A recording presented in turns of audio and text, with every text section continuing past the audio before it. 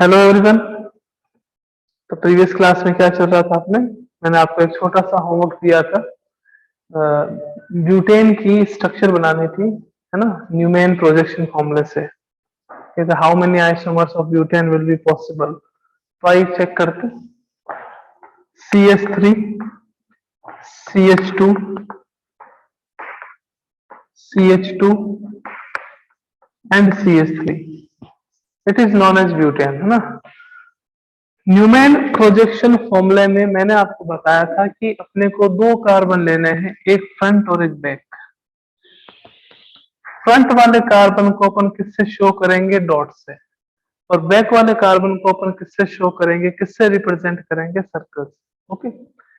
अब मैंने आपको कहा कि जो फ्रंट वाला कार्बन है उसमें जितने भी आपके पास ग्रुप बॉन्डेड हैं उसको तो अपने को छेड़ना ही नहीं। जैसे ये फ्रंट वाला कार्बन अपन लेके चल रहे हैं, ये फ्रंट है, ये आपके पास बैक है। इस फ्रंट वाले कार्बन से क्या क्या बॉन्डेड है? इस फ्रंट वाले कार्बन की जो भाई कार्बन की टोटल वैलेंसी कितनी होती है? 4 होती है। इस 4 में से 3 ग्रुप देख लो कौन कौन से हैं। कि सर 3 ग्रुप्स में एक तो हमारे पास CH3 है, एक हमारे पास हाइड्रोजन है और एक और हमारे पास हाइड्रोजन है। ओके। मैंने कहा दूसरे कार्बन पे भी देख लो क्या आ रहा है कि सर सेम है, CH3 है, हाइड्रोजन है, सॉरी ये HA हो जाएगा, एंड सर हमारे पास HB। मैंने कहा यहाँ पे देखो सेम ग्रुप एक दूसरे के जस्ट पीछे हैं। HB के पीछे HB, HA के पीछे HA और CH3 के पीछे CH3। तो अगर सेम ग्रुप एक दूसरे के जस्ट पीछे हो या फिर यूं कहे डाई हाइड्रल एंगल 0 डिग्री हो तो वो कौन सी फॉर्म होती है? वो प्योरली एक्लिप्स्ड फॉर्म होती है। कौन सी फॉर्म होती है बच्चों? प्योरली एक्लिप्स्ड। ये एक्लिप्स्ड फॉर्म रहेगी। ओके। अब चेक करते हैं कि इसका 60 डिग्री से आप रोटेशन करवाते हो। Rotation from 60 degree angle. तो 60 डिग्री एंगल से रोटेशन कराओगे तो मैंने कहा फ्रंट वाले कार्बन को तो जैसा है वैसा ही रखना है, इसमें कोई चेंज नहीं करना। CH3, HA and HB। Okay. अब जो 60 डिग्री का रोटेशन करवा रहे हो वो किससे करवा रहे हो? वो इस CH3 का करवा रहे हो, इस HA का करवा रहे हो, इस HP का करवा रहे हो। तो यहां अपने पास क्या आएगा? यहां अपने पास आ जाएगा CH3। यहां अपने पास क्या आएगा? यहां अपने पास आएगा HA और यहां अपने पास क्या आएगा? HB। अब देखो बच्चों यहाँ क्या है? सेम ग्रुप एक दूसरे के ना तो पास में है यानी कि एक दूसरे के पीछे है, ना कोई दूसरा ग्रुप किसी दूसरे ग्रुप के पीछे। मीन्स ना तो ये एक्लिप्स्ड फॉर्म होगी ना ये पार्शियली एक्लिप्स्ड फॉर्म होगी। ये कौन सी फॉर्म होगी आपके पास? ये स्क्यू या गाउचे फॉर्म होगी। स्क्यू और गाउचे फॉर्म। मैंने कहा एक 60 डिग्री का रोटेशन और करवा दो। तो आपने कहा सर जरूर से करवाएंगे। तो 60 डिग्री का रोटेशन करवाया, ये आपके पास बैक साइड वाला कार्बन, ये फ्रंट साइड वाला कार्बन। फ्रंट साइड में जो कार्बन है उसके जो ग्रुप है उसमें कोई भी कुछ भी नहीं रहेगा, जैसा था वैसे रहेगा। और बैक साइड वाले में क्या रहेगा? आपको 60 डिग्री का रोटेशन करवाना है तो यहाँ पे ये क्या आएगा? CH3। यहाँ पे ये क्या आएगा आपके पास? HA और यहाँ पे क्या आएगा आपके पास? HB। अब देखो बच्चों सेम ग्रुप तो एक दूसरे के पीछे नहीं है बट डिफरेंट ग्रुप जो है वो एक दूसरे के जस्ट पीछे है। मीन्स डाई हाइड्रल एंगल कितने डिग्री का है? 0 डिग्री का है। और डाई हाइड्रल एंगल अगर 0 डिग्री का है तो इस फॉर्म को अपन एक्लिप्स तो कहेंगे, बट कौन सा एक्लिप्स कहेंगे? Partially eclipse. Partially eclipse form होगी है। कि सर पार्शियली क्यों कहा? बिकॉज सेम ग्रुप जो है वो एक दूसरे के पीछे नहीं है, इसके कारण से इसको अपन ने कौन सी कह दिया? पार्शियली एक्लिप्स फॉर्म कह दिया। क्लियर है? अब देखो आगे चलते हैं। फिर 60 डिग्री का रोटेशन करवाते हैं। तो 60 डिग्री का रोटेशन करवाया तो अपने को क्या मिला? 60 डिग्री के रोटेशन से ये CH3, ये आपके पास HA, ये आपके पास HB यहाँ पे क्या आएगा, यहाँ पे CH3, यहाँ क्या आएगा, यहाँ पे H, यहाँ क्या आएगा, यहाँ पे Hb। अब देखो जो भी सिमिलर ग्रुप थे वो एक दूसरे के जस्ट अपोजिट में, यानी कि मैक्सिमम डिस्टेंस पर है। CH3 यहाँ, CH3 यहाँ, Ha यहाँ, Ha यहाँ, Hb यहाँ, Hb यहाँ, मैक्सिमम डिस्टेंस पर है। तो इस फॉर्म को अपन कौन सा फॉर्म कहेंगे, this form is known as staggered form. कौन सी फॉर्म कहेंगे बच्चों उसको, स्टेगर्ड फॉर्म। ओके, फिर आप 60 डिग्री का रोटेशन कराओगे, तो 60 डिग्री का रोटेशन फिर आपने अगर करवाया तो कैसी स्ट्रक्चर मिलेगी अपने को, ऐसे। आगे वाले कार्बन, फ्रंट साइडेड कार्बन में कोई भी करेक्शन नहीं करना, जैसा है वैसा रहेगा, CH3 HaHb। अब इसका 60 डिग्री से रोटेशन करवा दो, तो एक आपके पास यहाँ पे क्या आ जाएगा सर, हमारे पास यहाँ Ha, यहाँ हमारे पास सर CH3 आ जाएगा, और यहाँ हमारे पास सर Hb आ जाएगा, ये Hb। ये फिर कौन सी फॉर्म हो गई, ये पार्शियली एक्लिप्स्ड। मैंने कहा एक 60 डिग्री का और रोटेशन करवा दो, कि सर ऐसे रोटेशन करवाते करवाते तो हम पागल हो जाएंगे, है ना। ये पागल अपने को नहीं होना। CH3 HaHb। ओके, अब देखो 60 का रोटेशन करवाया, 60 का रोटेशन करवाया तो क्या होगा कि आपके पास जो ये Ha यहाँ था वो यहाँ आ जाएगा, डैश से शो करते हैं उसको, Hb यहाँ आ जाएगा, और ये CH3 आपके पास यहाँ आ जाएगा। कौन सी फॉर्म हो गई है, स्क्यू या गाउच से।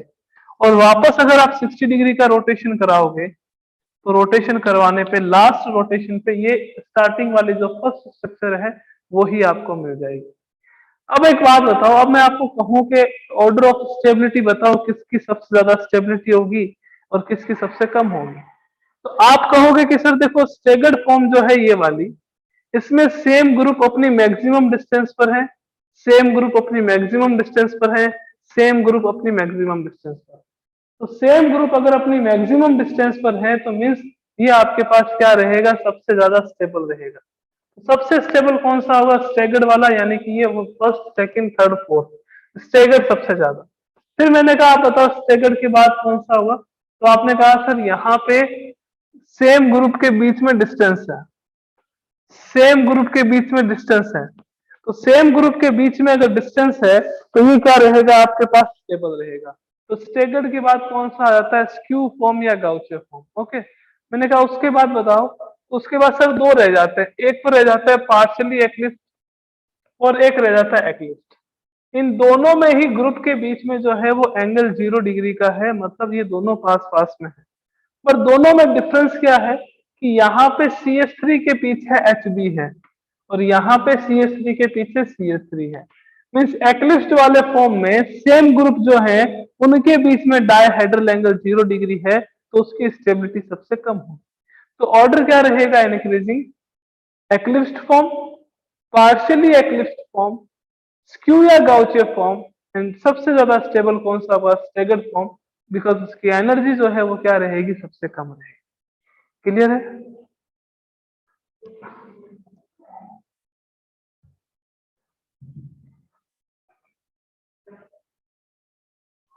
नेक्स्ट अपने पास आता है कॉन्फॉर्मर्स ऑफ साइक्लोहेक्सेन। साइक्लोहेक्सेन के कॉन्फॉर्मर्स बनाने, कॉन्फॉर्मर्स ऑफ साइक्लोहेक्सेन। तो जो ये आइसोमेरिज्म वाला टॉपिक है, इसके जो नोट्स हैं वो आपको ड्राइव पर मिल जाएंगे, ड्राइव पर अपलोड कर दिए गए हैं। तो आप ड्राइव चेक करें और अपना होमवर्क कंप्लीट करें, है ना। ड्राइव चेक करें और अपना होमवर्क जो है वो कंप्लीट करें। Conformers of cyclohexane.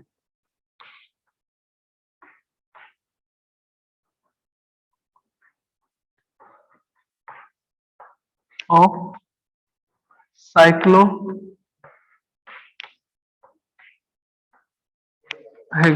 Conformers of cyclohexane.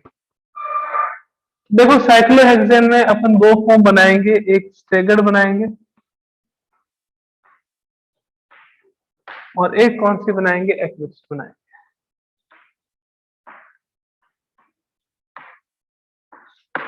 Cyclohexane की बात करें तो आपके पास टोटल नंबर ऑफ कार्बन कितने होते हैं कि सर 6 होते हैं। मैंने कहा 6 होते हैं तो 4 कार्बन को तो ऐसे ही शो करेंगे। साइक्लोहेक्सेन हो गया क्या, एक साइक्लिक कंपाउंड।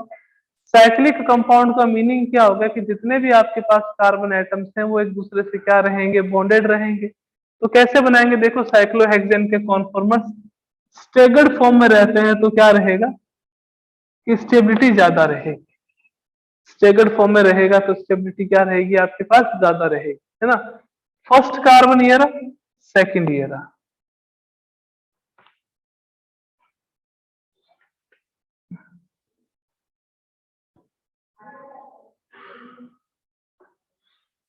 थर्ड कार्बन ये रहा, फोर्थ कार्बन ये रहा। कितने हो गए बच्चों, 4 कार्बन हो गए। मैंने कहा यहाँ पे एक CH2 दोनों के बीच में रखो, क्योंकि साइक्लोहेक्सेन है, साइक्लिक कंपाउंड है, जितने भी कार्बन होंगे वो एक दूसरे से बॉन्डेड होंगे। स्टेगर फॉर्म बना रहे हो तो स्टेगर में आपको पता है कि फ्रंट और बैक साइड वाला जो कार्बन एटम है वो आपके पास क्या रहता है, या जो ऐसे इसमें ग्रुप प्रेजेंट होता है ना।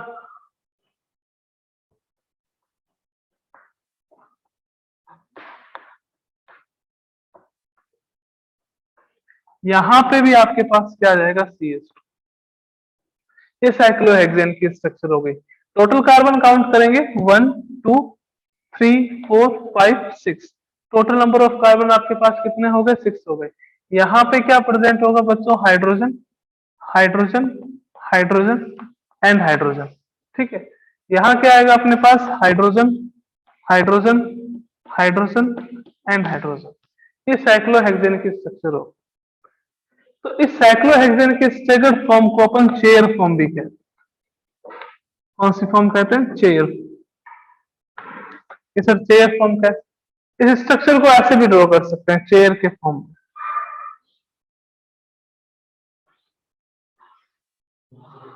ये आपके पास साइक्लोहेक्सेन की स्ट्रक्चर स्टेगर फॉर्म। तो सबसे ज्यादा क्या रहती है, स्टेबल रहती है। कि सर एक्लिस्ट कैसे बनेगी, मैंने कहा एक्लिस्ट में क्या रहेगा आपके पास, सेम ग्रुप पास पास में रहेंगे। सेम ग्रुप अगर पास पास में रहेंगे तो उसमें रिपल्शन क्या होगा आपके पास, सबसे ज्यादा रिपल्शन क्या होगा, ज्यादा। एक्लिप्स में क्या रहता है, अपने को पता है कि एक्लिप्स वाली फॉर्म है उसमें दोनों कार्बन के जो ग्रुप है वो कुछ ऐसे बॉन्डेड रहते हैं। दोनों कार्बन के ग्रुप कुछ ऐसे बॉन्डेड रहते हैं, इस तरीके से। अब एक वाले को तो अपन किससे शो करते हैं, सॉलिड लाइन से, दूसरे को किससे रिप्रेजेंट कर देते हैं, डैश से। ये लीजिए डैश से। कितने कार्बन हो गए बच्चों के, सर 1 और 2 हो गए।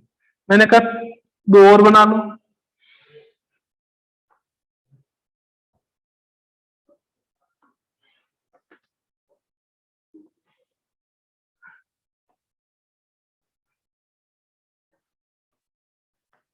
थोड़ा सा इसको करेक्शन कर देते हैं कि सर कैसे, ये देखो ग्रुप बाद में प्रेजेंट है ना, बाद में लगा देते हैं यहाँ पे। इसको भी अपन क्या करते हैं, यहाँ पे लगा देते हैं। अब देखो क्या रहेगा,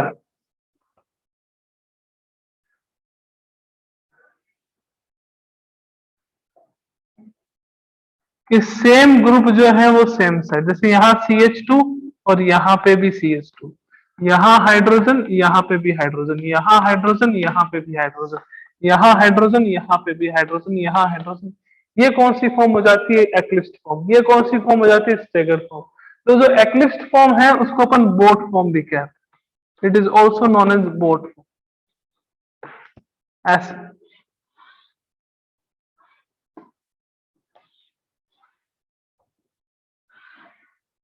is also known as boat form.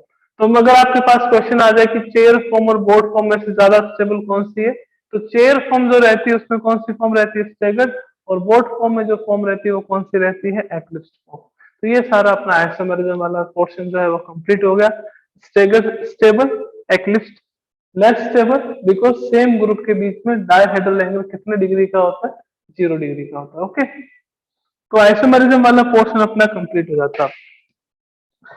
अब अपन जो यहाँ स्टार्ट करेंगे टॉपिक वो काफी ज्यादा इंपॉर्टेंट है। जैसा मैं आपको ऑफलाइन क्लास में भी कहता था कि ऑर्गेनिक का सबसे इंपॉर्टेंट टॉपिक है, सबसे ज्यादा क्वेश्चंस आते हैं, सबसे ज्यादा कंसेप्ट लगते हैं वहां पे, जो अब से जो भी टॉपिक स्टार्ट होएगा।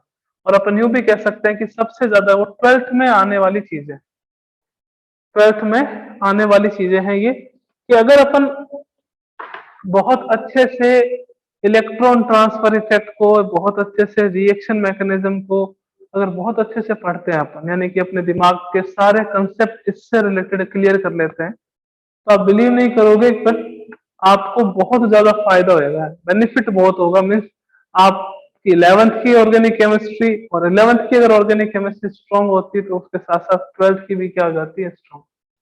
नहीं तो क्या होता है कि अपन 11th की ऑर्गेनिक केमिस्ट्री को अच्छे से पढ़ते नहीं है, फिर 12th में जब आते हैं तो अपने को कुछ भी नहीं पता चलता है कि इलेक्ट्रॉन कैसे ट्रांसफर हो रहे हैं और क्यों हो रहे हैं, क्या रीजन है, कौन सा इफेक्ट हो रहा है, कैसे ये एसिडिक ज्यादा हो रहा है, कैसे वो एसिडिक ज्यादा हो रहा है। क्वेश्चंस बहुत से आते हैं कि arrange the following organic compound in increasing और डिक्रीजिंग ऑर्डर ऑफ एसिडिक और बेसिक स्ट्रेंथ। तो ये सब चीजें अपने को अब सीखने को मिलेगी जब अपन इलेक्ट्रॉन ट्रांसफर इफेक्ट डिस्कस करें। ओके, तो अपना टॉपिक जो है वो क्या चल रहा है, अब नया टॉपिक, न्यू टॉपिक है। और आज से उन बच्चों के लिए फिर एक नया, कह सकते हैं ना कि रिजोल्यूशन ले सकते हैं कि हम आज से बहुत अच्छे से पढ़ेंगे, है ना।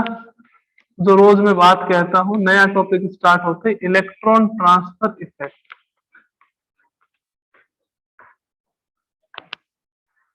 Electron transfer effect.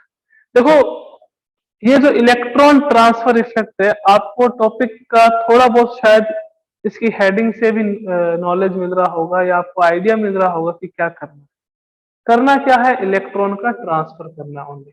कौन से बॉन्ड का, कौन से बॉन्ड के इलेक्ट्रॉन का, कि कुछ ऐसे इफेक्ट होंगे जहां पे सिग्मा बॉन्ड के इलेक्ट्रॉन का, सिग्मा बॉन्ड मतलब सिंगल बॉन्ड, और कुछ ऐसे इलेक्ट्रॉन होंगे जहां पे पाई बॉन्ड के इलेक्ट्रॉन का आपको क्या करना है, ट्रांसफर करना। उस ट्रांसफर से क्या इफेक्ट होता है, अगर आप इलेक्ट्रॉन का ट्रांसफर कर रहे हो तो किसी कंपाउंड की एसिडिक और बेसिक स्ट्रेंथ पे क्या इफेक्ट पड़ता है, किसी कैटायन या एनायन की स्टेबिलिटी पे क्या इफेक्ट पड़ता है, इस सब को अपन डिस्कस करेंगे इस टॉपिक में।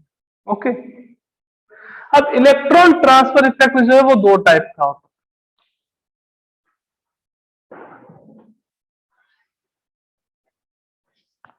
कौन कौन सा होता है, देखो, एक तो होता है आपके पास परमानेंट इफेक्ट, परमानेंट इफेक्ट, और एक अपने पास होता है temporary effect.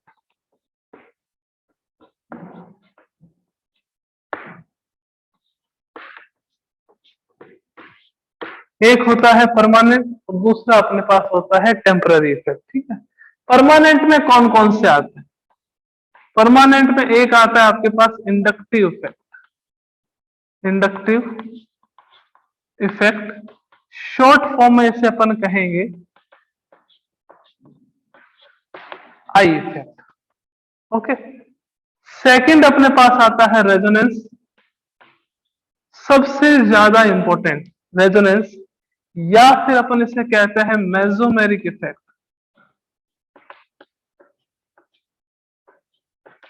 Means are effect या फिर एम इफेक्ट, आर इफेक्ट और फिर इसको अपन क्या कहते हैं, एम इफेक्ट। थर्ड वन आता है हाइपर कॉन्जुगेशन,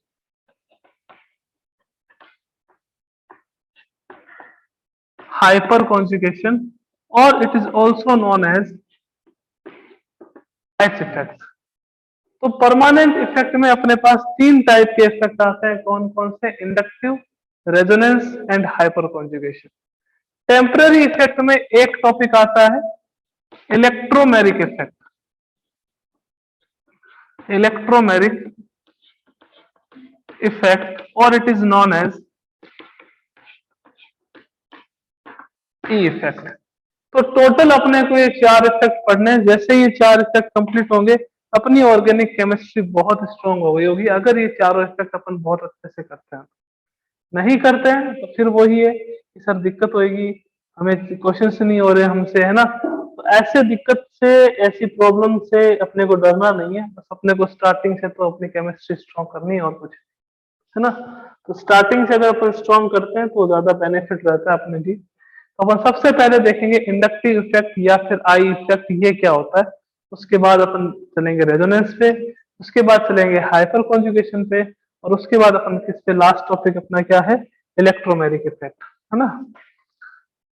तो आइए, इलेक्ट्रॉन ट्रांसफर इफेक्ट में क्या होता है, या तो सिग्मा बॉन्ड के इलेक्ट्रॉन का ट्रांसफर होगा या फिर पाई बॉन्ड के इलेक्ट्रॉन का ट्रांसफर होगा। कैसे ट्रांसफर होगा, कहाँ कहाँ चले जाएंगे, है ना। तो इसी को बताने के लिए अपन क्या देख किसके बारे में स्टडी करते हैं, आई इफेक्ट के बारे में, आर के बारे में, एच के बारे में और ई के बारे में। इन सब की अगर अपन स्टडी करते हैं तो अपन को पता चलता है कि इलेक्ट्रॉन किस और ट्रांसफर हो रहे हैं, और उनके ट्रांसफर से कौन कौन से इफेक्ट हो रहे हैं, क्या क्या उनका अफेक्ट, किस किस को वो अफेक्ट करते हैं, वो सब चीजें अपने को यहाँ पे देखने को मिलेगी।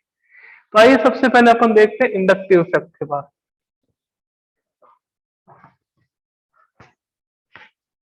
इलेक्ट्रॉन ट्रांसफर इफेक्ट में सबसे पहले अपने पास क्या आएगा, इंडक्टिव इफेक्ट।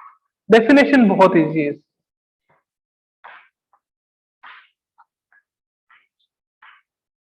इंडक्टिव इफेक्ट और also known as I effect. कैसा डेफिनेशन, इसकी डेफिनेशन क्या है, देखो, transfer of electrons of sigma bond और transfer of electrons of covalent bond towards more electronegative element is known as inductive effect. Towards more electronegative element is known as inductive effect, है ना। Simple सी definition है, transfer of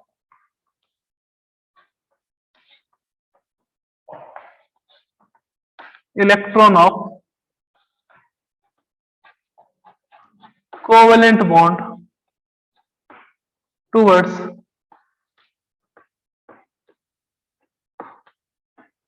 more electronegative element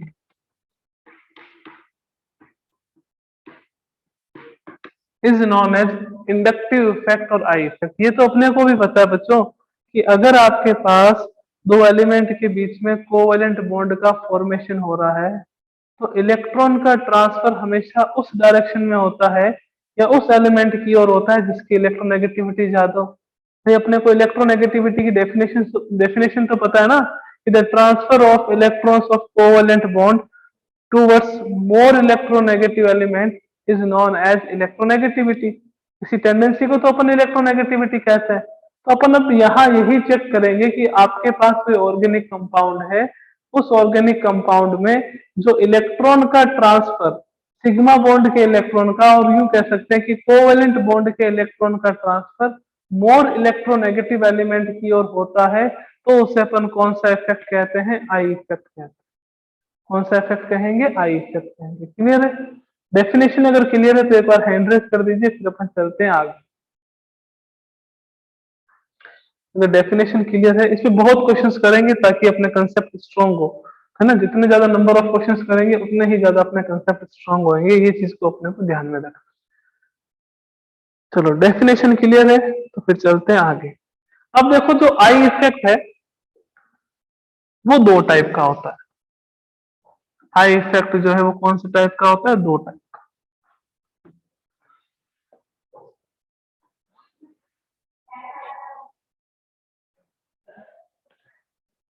कौन कौन सा होता है, एक तो होता है आपके पास माइनस आई इफेक्ट। कौन सा इफेक्ट होता है, माइनस आई। और एक अपने पास कौन सा इफेक्ट होता है, प्लस आई इफेक्ट। कि सर हमें कैसे पता चलेगा कि कौन सा माइनस है कौन सा प्लस, चलो अभी बताते हैं। तो देखो ये आपके पास एक कार्बन चेन है, carbon carbon carbon carbon carbon, और यहाँ कोई ग्रुप प्रेजेंट है एक्स, कोई भी हो सकता है, इतने सारे ग्रुप्स हैं, कोई भी प्रेजेंट हो सकता है। यहाँ पे अपन मान लेते हैं कोई एक्स ग्रुप प्रेजेंट है। और मैं आपको एक छोटी सी बात यहाँ बताता हूँ कि if electronegativity of x is greater than electronegativity of carbon. Electronegativity of X is greater than electronegativity of carbon. तो होगा क्या, X अपने इलेक्ट्रॉन को अपने पास रखेगा, साथ में कार्बन के इलेक्ट्रॉन को क्या करेगा, ले जाएगा, बिकॉज इसकी इलेक्ट्रोनेगेटिविटी क्या है, ज्यादा है। अगर X की इलेक्ट्रोनेगेटिविटी ज्यादा हो किससे, कार्बन से, तो कार्बन क्या करेगा, बॉन्ड के इलेक्ट्रॉन को अट्रैक्ट करेगा टूवर्ड्स इससे। अब अगर अट्रैक्ट करेगा तो इसके ऊपर कौन सा चार्ज आएगा बच्चों, पार्शियली नेगेटिव, क्योंकि इसके पास पहले से इलेक्ट्रॉन थे, उसने और इलेक्ट्रॉन लिए तो कौन सा चार्ज आएगा, नेगेटिव। और नेगेटिव आएगा तो इस कार्बन पे कौन सा आ जाएगा कि सर पॉजिटिव, कि क्यों, बिकॉज इलेक्ट्रॉन का शिफ्टिंग हो गई एक्स की तरफ, तो इस पे पॉजिटिव आएगा तो ये वाला कार्बन कहेगा भैया आप मेरे से ले लो। तो ऐसे करते करते इलेक्ट्रॉन का ट्रांसफर होता रहेगा, और यहाँ पे कौन सा चार्ज आएगा, पॉजिटिव, और यहाँ पे कौन सा चार्ज आएगा, नेगेटिव। तो अगर कोई किसी भी ऑर्गेनिक कंपाउंड में कार्बन के अलावा कोई और ग्रुप प्रेजेंट है और उस ग्रुप पे अगर नेगेटिव चार्ज आ रहा है, उस ग्रुप पे अगर नेगेटिव चार्ज आता है तो उसको अपन क्या कहते हैं, माइनस आई इफेक्ट। या यूं कह दें कि किसी भी ऑर्गेनिक कंपाउंड में कोई अगर दूसरा एलिमेंट प्रेजेंट है और उस एलिमेंट की इलेक्ट्रोनेगेटिविटी कार्बन से ज्यादा है तो वो कौन सा इफेक्ट होगा, माइनस आई इफेक्ट। या फिर अपन यूं कह दे कि अगर किसी भी ऑर्गेनिक कंपाउंड में जो ये X है, वो X एक इलेक्ट्रॉन विड्रॉइंग ग्रुप है, इलेक्ट्रॉन विड्रॉइंग ग्रुप है,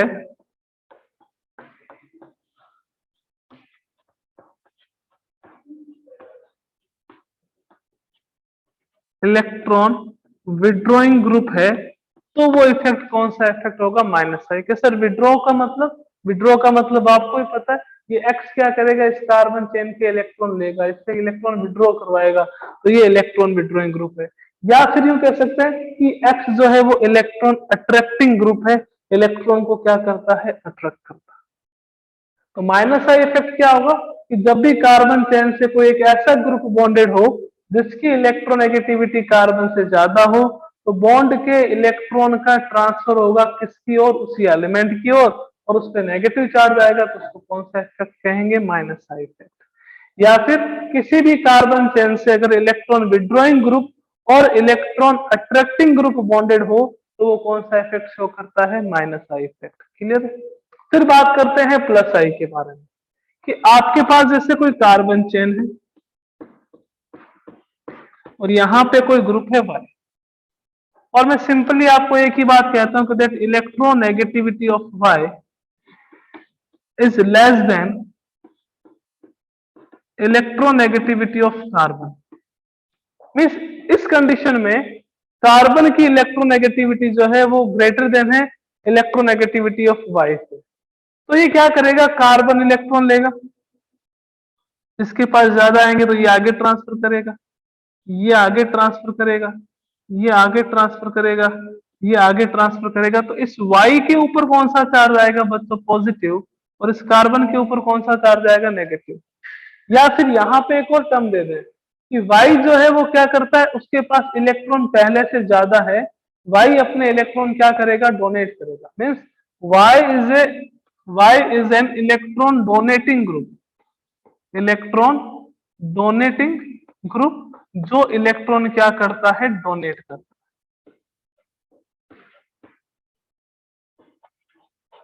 इलेक्ट्रॉन डोनेटिंग ग्रुप ये क्या करता है, इलेक्ट्रॉन डोनेट करता है। तो जब भी किसी कार्बन चेन से इलेक्ट्रॉन डोनेटिंग ग्रुप बॉन्डेड हो, या वो ग्रुप बॉन्डेड हो जिसकी इलेक्ट्रोनेगेटिविटी कार्बन की इलेक्ट्रोनेगेटिविटी से कम हो, या वो ग्रुप बॉन्डेड हो जो इलेक्ट्रॉन को रिपेल करता हो, तो उसको अपन कौन सा इफेक्ट कहेंगे, उसमें प्लस आई इफेक्ट कहेंगे। तो माइनस आई और प्लस आई की अगर डेफिनेशन क्लियर है तो एक बार जल्दी से हैंड रेस कर दीजिए।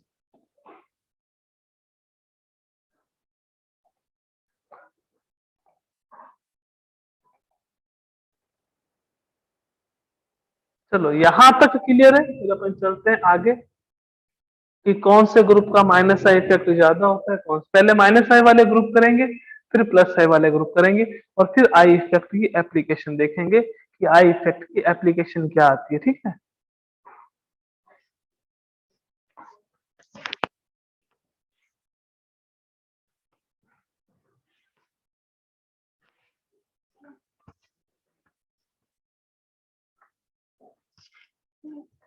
तो सबसे पहले अपन देखेंगे group which show, group which show minus I effect, जो माइनस आई इफेक्ट शो करते हैं, है ना।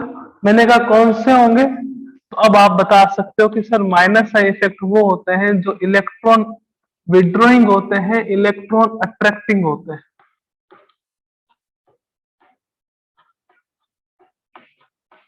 इलेक्ट्रॉन अट्रैक्टिंग ग्रुप जो होते हैं वो कौन सा इफेक्ट शो करते हैं, माइनस है।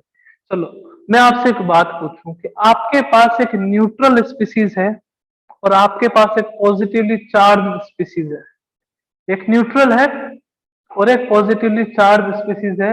इलेक्ट्रॉन अट्रैक्ट ज्यादा करने की टेंडेंसी किसकी होगी, पॉजिटिवली चार्ज की या फिर न्यूट्रल की।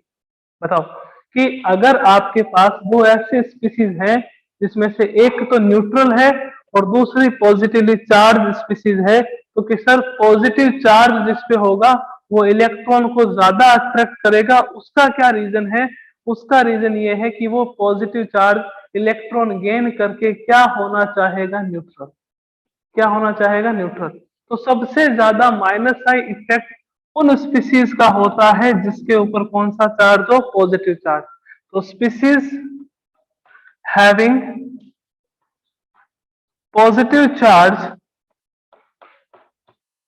उनका माइनस आई इफेक्ट क्या रहता है, सबसे ज्यादा रहता है। स्पीसीज हैविंग पॉजिटिव चार्ज, उनका माइनस आई इफेक्ट सबसे ज्यादा। कि सर फॉर एग्जांपल कि ऐसे आ गया NH3 प्लस, कि सर NH3 पे तो प्लस चार्ज होता ही नहीं है। NH3 पे प्लस चार्ज नहीं होता बिकॉज उस समय वो बॉन्ड का फॉर्मेशन नहीं कर रहा होता। मैं आगे ये लाइन शो कर रहा हूँ, ये बॉन्ड बता रहा है। तो कार्बन नाइट्रोजन की वैलेंसी कितनी होती है, 3 तो होती है। यहाँ पे कितनी होगी, एक वैलेंसी ये हो गई, 3 वैलेंसी ये हो गई, टोटल कितनी होगी, 4। तो जो NH3 प्लस है, जो Nr3 प्लस है, या और भी कोई पॉजिटिवली चार्ज स्पीसीज होगी, उसका माइनस हाई इफेक्ट क्या रहेगा, सबसे ज्यादा रहेगा। कोई भी आपके पास कंपाउंड सबसे ज्यादा जिसपे पॉजिटिव चार्ज प्रेजेंट। फर्स्ट हो गया कि सबसे प्रायोरिटी है, सबसे ज्यादा माइनस इफेक्ट उनका होगा जिनके ऊपर कौन सा चार्ज हो, पॉजिटिव चार्ज हो, प्लस चार्ज हो, उनका माइनस इफेक्ट क्या होगा, मैक्सिमम। ओके, सेकंड देखते हैं किसका रहेगा। सेकंड देखने जितना अपने पास टाइम है नहीं अभी, तो जो सेकंड देखना है वो अपन नेक्स्ट क्लास में देखेंगे। ओके, 39 हो गए, तो नेक्स्ट क्लास में इससे पूरे ऑर्डर को अपन कंप्लीट करेंगे। ओके, तो मिलते हैं नेक्स्ट क्लास में। Thank you so much.